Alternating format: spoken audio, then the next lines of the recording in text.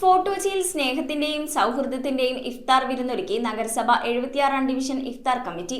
വൈവിധ്യമാർന്ന ചടങ്ങുകളോടെ സംഘടിപ്പിച്ച സംഗമം മുൻ ജില്ലാ ജഡ്ജിയും കാപ്പ അഡ്വൈസറി ബോർഡ് മെമ്പറുമായ ജസ്റ്റിസ് മുഹമ്മദ് വസീം ഉദ്ഘാടനം ചെയ്തു.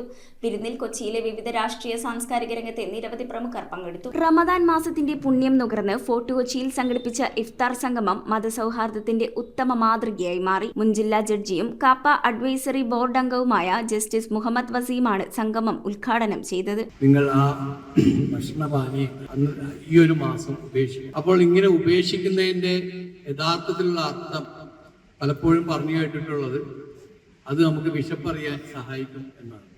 എന്നാൽ ആ ഒരു ലക്ഷ്യത്തിനപ്പുറം വേറെ പല അർത്ഥങ്ങളും ഈ ഒരു മാസത്തിൽ വ്രതമനുഷ്ഠിക്കുന്നതിലുണ്ട്. അതിൽ ഏറ്റവും വലിയ കാര്യം സംയമനവും അതിലൂടെ നമ്മൾ വരുത്തുന്ന ഹൃദയ ശുദ്ധീകരണവുമാണ്. കൊച്ചി MLA KJ മാക്സി മുഖ്യാതിഥിയായി. PE ഹമീദ് അധ്യക്ഷത വഹിച്ചു. കൊച്ചി നഗരസഭാ പ്രതിപക്ഷ നേതാവ് VA ശ്രീജിത്ത്, മുൻ പ്രതിപക്ഷ നേതാവ് KJ Antony, metropolitan planning council chairman Benedict Fernandez, സംഘാടക സമിതി അംഗങ്ങളായ ഹാരിസ്, റാഫി, മുസ്ലിം ലീഗ് നേതാവ് NK നാസർ, മുൻ MLA ജോൺ ഫെർണാണ്ടസ്, കൗൺസിലർമാരായ മഞ്ജുള അനിൽകുമാർ, PJ ദാസൻ എന്നിവർ റമദാൻ സന്ദേശങ്ങൾ നൽകി.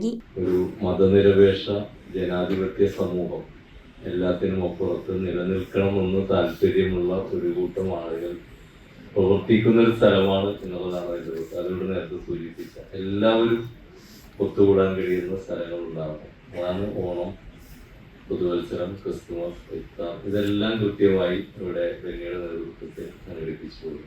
അതെപ്പോഴും കൊച്ചിക്ക് മാതൃകയായ നിലയിൽ പ്രവർത്തിക്കാം.